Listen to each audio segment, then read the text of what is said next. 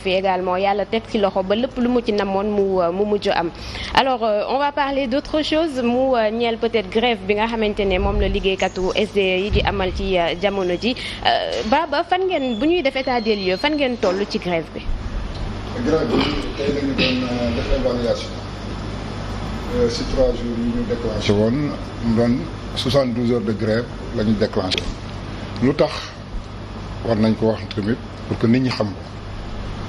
ndax tamit depuis 2017 la ñu lancé woon appel d'offre au niveau de la Sénégal de l'hydraulique bi ñu lancé appel d'offre bi yàlla def ñun ñu mettre ñu de côté état bi laajuñu SDE bi muy soumissionné laajuñu ñun daal kenn laajuñu dañu jékki rek ñu ne DAO bi mu doon appel d'offre bi travailleurs yi am nañ ci 5%.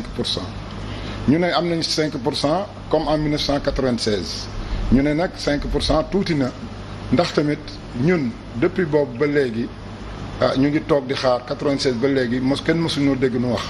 waaye nag bi ñuy lancé appel d'offre mi au moins ñi tax mu naat ba ñëpp di ko xëccoo 12 kii ñoo ko doon xëccoo entreprise. ba yéen ñu sélectionné si 3. ba ñu sélectionné benn mu doon siège ñu ne ñi taxoon ñu nag ñu yegg foofu kon nag waroon nañ leen consulter wu ñu joxanu rek si 5%. boobu bi ñu joxee 5% ñu dem temps bi Mansour moo fi newoon Mansour Faye ministre de l'hydraulique ñu dem seeti ko bi ñu ko seetee. moom mu ne ñu daal am ngeen 5%. waaye fi mu nekk on ne peut pas changer les règles du jeu en cours de jeu. waaw ñu ne ko kon nag baax na ñu signanteeg moom benn protocole d'accord le 1er mai 2018. bi ñu signanteeg moom protocole d'accord bi le 1er mai 2018 ñu ne woon nag. kon bu ñu xamee le nouveau opérateur dañu toog waxtaan waaw bi ñu xamee le nouveau opérateur bi ñu laajee entre temps ñu dindi ko fi parce que tamit dafa ne woon ñun li ñu gënoon a jaaxal sax dafa ne woon on ne peut pas changer les règles du jeu en cours de jeu. avec bi mu la pare ñoom tamit ñu génn ko fi indi fi Mbaye Thiam ñu nekkoon nag sunu xaw na teey waaye terewul bi ñu demee seeti Serigne Mbaye Thiam ministre de l'eau et de l'assainissement mais bi ñu demee seeti ko moom mu wax ñu daal moom. lii mu fi fekk prédécesseur li mu fi bàyyi moom la bëgg continuer ñun ñu xamal ko jox ko protocole d'accord bi moom mu ne kon nag war nañu mën a waxtaan bi ñuy waxtaan di waxtaan ba moom mu ne daal 5% mënu ko passé ci capital bi kon nag ñu continuer di waxtaan ak moom mu ne mën nañu jox 6%. ñu ne ko nag 6% xeeb nañ ko ku doon laaj 15% nga di leen jox 6% ñun xeeb nañ ko. loolu moo taxoon ñu ne ñun. bokk d'accord ñu si loolu si 6% yi ñu ne woon nag kon dinañu def mouvement bi nag bu ñu ko defee travail nit ñi taxuñu population yi tamit taxuñu waaye nag c'était un bras de fer coupé wuñu ndox mi defuñu dara dañu woon bankoon suñu loxo 72 heures ndax tamit dañu bëggoon dugg si capital bi toogal fa travailleur bi toogal fa population bi xam ne seen loxo jotul si biir. ndax tamit ñun bu ñu fa toogee ci orientation société bi war nañ fa mën a toog xool ndax di ñu jox Sénégalais yi kiy ñëw opérateur bu bees bi dox ko ndox mu neex mu bare te mu néew njëg ñun yaakaar naa loolu moo tax ñu gën a bëgg toog ci conseil d'administration bi pour mën fa saytul travailleur bi saytul fa tamit population sénégalaise bi xamante ne ñun dañ leen di jox ndox rek. d'accord di métti. Khady ma lay nuyu bu baax. di nuyu ñu ñuy seetaan di nuyu suñu invité yi di nuyu aussi Fatima Diop. alors wax nga ko nee nga dem ngeen grève mais amul perturbation. mais am na yenn gox yoo xamante ne ni amuñu ndox. waaw wax nañ ne ñun bi ñu demee grève lancé ñu benn mot d'ordre pour perturber waaye nag boo banquee sa loxo ñii waroon liggéey état bi def na la mu waroon def lépp presque ñii yaakaar ne ñëpp mën nañu dara. yeba réquisitionné leen ñoom ñu dem liggéey. ñun ñi xamante ne mu yaakaar ne mënuñu dara bokk ñu dem banque sunuy loxo perturbation bi yow boo waree liggéeyuloo wala nga war a séddale ndox mi séddalew la mën naa am ñii di ñu am lu bare ñii du ñu am tuuti loolu moo tax waaye nag travailleurs yi defuñu ci dara ci perturbation yi am. kon yéen ñi grève kon da nga bëgg a wax ne kon seen yoon nekkul ci ndox mu ñàkk mi. ndox mu ñàkk mi daal man li ma la mën a wax ne sunu yoon newu ci waxuñu benn nit mu tëj. tuyau wala mu tëj dara dañu dem banque sunu ay loxo bu nu xëyee daal centre des métiers de l'eau foofu la ne toog su soo ba ngoon toog ndax lan am na loo xamante ne nit ñi bi dañ ñu ko ñaan parce que dem nañu seeti sëriñ si seeti marabu yi seeti tamit les consommateurs si wax nu ñaan nu ne ndox nag c'est une denrée boo xamante ne ku ko amul daal. Baba nga baal ma comprendre ma foofu noonu nee nga banque ngeen seen loxo. mais waxu leen kenn mu tëj robinet yi alors que le constat fi ma dëkkee mën naa ko wax depuis démb ba léegi amuñu ndox. waaw moo tax ma ne la xam nga amuñu ndox du ne dañu war a tëj pour que ngeen ñàkk ndox waaye ndox mi dañ koy séddale ñii koy séddale. ñooñu bu ñu banquee seen loxo mën naa am ñenn ñi dañuy sédd ñenn ñi ndox mi day dem fenn les points les plus bas mën naa am foofu lay continuer les points hauts duñ fa dem. donc ñenn ñi ñoom dañ coupé seen robinet. déedéet kenn coupé wul benn robinet. coupé woo leen mais comme ñi war a def de sorte que mu yegsi ci ñoom eggu fa moo coupé ko benn la. déedéet ñooñu ñoo toog di banque seen loxo ñoo liggéey. kon kay grève bi moo andi ñàkk ndox moomu kon. waaw mais grève bi loolu conséquence la. loolu conséquence la pour ñàkk ndox mi conséquence la du objectif bi. mais est-ce que xalaat ngeen askan wi Baba ba yaa ngi koy def parce que askan wi seen yoon nekku ci te sànq yaa ngi koy expliquer que ni ba ñuy waxtaan appel d'offre yi dañ leen ciy génn teg leen ci nele mais est-ce que du boobu yéen ngeen waroon a yuuxu commencer grève su ko defee laata Suez di ñëw ñu comprendre ni yéen ni artu woon ngeen ci njëlbeen nga.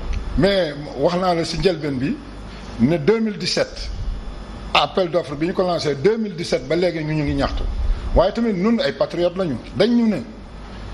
On ne peut pas changer les règles du jeu en cours de jeu xam nga lancé nañu appel d'offre bi ñu ne mënu leen a changer règle du jeu en cours de jeu waaye nag bu ñu toogee ba sa xam opérateur di ñu waxtaan ak yéen lan lañ leen mar a mën a jox. dolli loolu moo taxoon ñu toog de 2017 ba 2019.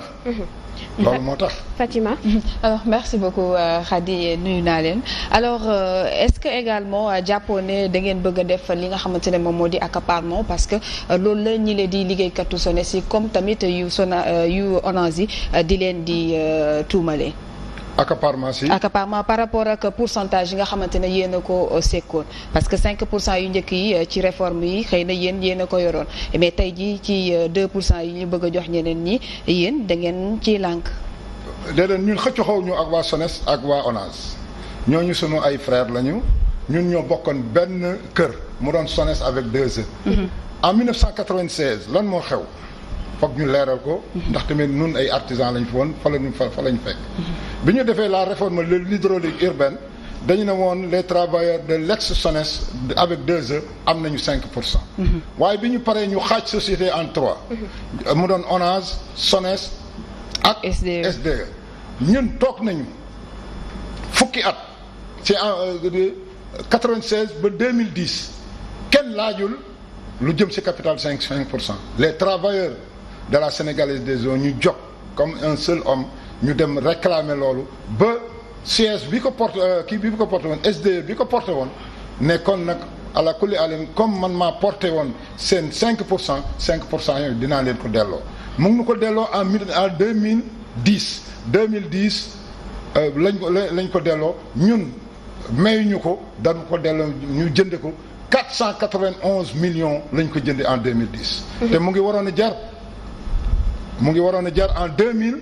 en 1996 175 millions la ñu waroon a jënd kii mais nag en 2010 moom la ñu ko jëndee 491 millions kon nag waa SONES ak waa ONAS ñuy wax ñun waxuñu ak waa ONAS parce que suñu ay xarit lañu suñu ay mag ay rakk lañu ak suñu ay mag lañu kon nag ñun xëccooñu ak waa SONES dara waa SONES dañu waroon a capitaliser les travailleurs de la SDE se sont organisés ñoom ñu capitaliser kon nag bu ñu capitaliser ba war a defar réforme bu bees.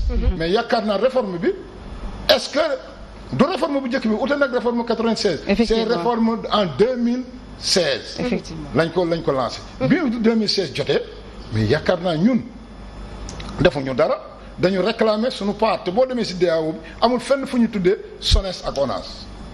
amul fenn fu ñu leen tudd les travailleurs de la SDE la ñu wax ne dañu leen jox 5% ci biir DAO bi. kon mais est-ce que également du loolu la état bi bëgg a def réparer injustice boobu moo tax mu bëgg a jël 1% yi jox leen ko jox kenn ku ne 2% est-ce que du loolu moo indi kii bi. waaw état bi mu waxee loolu la wax sax bi nu dajee ak DAGE bi au ministère du travail parce que dañu ne dañu bëgg a réparer une injustice waaye nag injustice boo koy réparer da nga koy réparer globalement. le patrimoine de la SONES 2E ku nekk xam ne ëpp na ay 52 milliards suuf si fi nekk yëpp forage yi yëpp ñoom ñoo ko accaparé ñoom ñoo ko jël. mais ñun on n'a jamais réclamé mosuñu réclamé loolu. waaye nag bii ñuy demee ba ministre bi ne nag dafa bëgg réclamer injustice boobu. mais boobu lañ ko wax naka booy réparer injustice.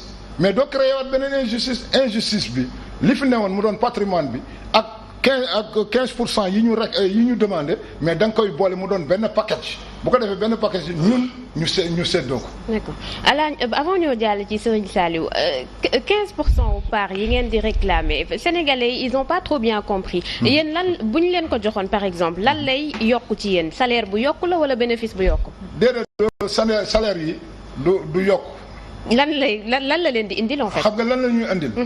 mooy bu ñu demee ba liggéey ba mu naat dinañu ci am au moins dara loo xamante ne dina ñëw dugg ci gafaku travailleurs yi. plus de bénéfices.